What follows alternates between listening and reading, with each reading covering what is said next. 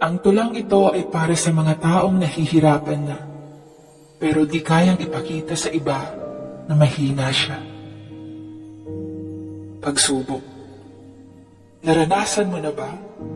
Naranasan mo na bang maramdaman yung sakit na akala mo'y walang katapusan? Naranasan mo na bang umiyak ng walang nakakaalam? Yung tipong akala ng ibang tao na okay ka lang, pero di nila alam yung totoo mong nararamdaman.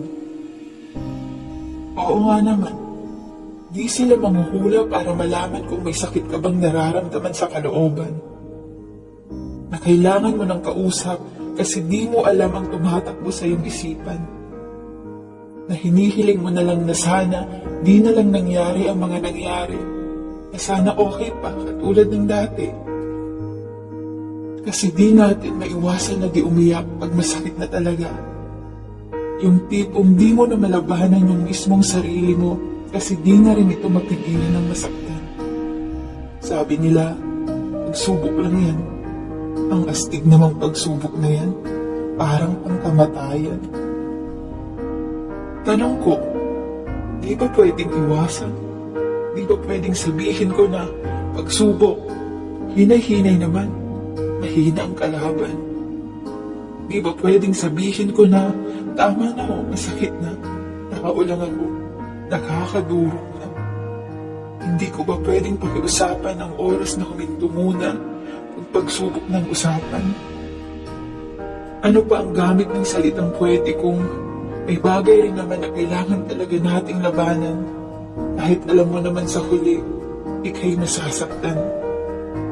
Di ba pwedeng sumuko? Di ba pwedeng huminto? Di ba pwedeng tama na? Kasi di ko na kaya kasi ang sakit na.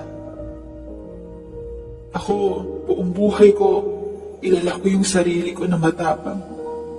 Pero ngayon ko lang napagtanto, yung pala'y tapang-tapangan lang.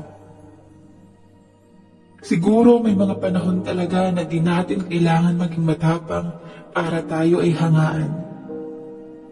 Siguro ipakita din natin na di natin kaya yung bagay na yan dahil tao lang tayo. Tao tayo. Di tayo Diyos na kaya lahat ng laban. Dahil tao tayo na sumusuko din pag di na kaya ang kalaban. Tao tayo na nasasaktan. Tao tayo na may nararamdaman.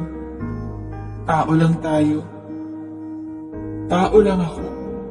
Napapagod, sumusuko, humihina. Tao lang ako na di lahat kaya.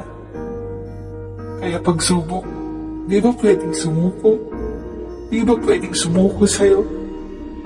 Di ba pwedeng kahit isang araw lang? Pagbigyan mo naman ako, kahit dito lang.